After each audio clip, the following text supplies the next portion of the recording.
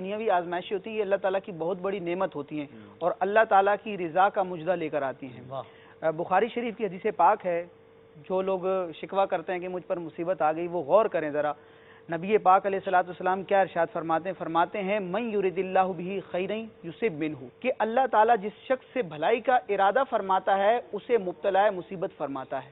تو بندہ مومن پر اگر مصیبت آ رہی ہے تو وہ خوش ہو جائے کہ اللہ تعالیٰ نے مجھ سے بھلائی کا ارادہ فرمایا۔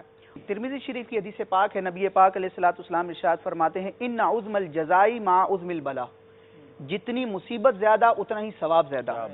اور نبی پاک علیہ الصلوۃ والسلام آگے ارشاد فرماتے ہیں ان اللہ اذا احب قوما، جب اللہ تعالیٰ کسی قوم سے محبت فرماتا ہے ابتلاہم، انہیں مبتلا مصیبت فرماتا ہے۔ اب مصیبت آ گئی، اب امتحان ہے۔ نبی پاک علیہ الصلوۃ والسلام آگے ارشاد فرماتے ہیں فمن رضی، جو راضی ہوا اللہ تعالیٰ کی بھیجی ہوئی مصیبت پر فلہ الرضا، اس کے لیے رضا ہے۔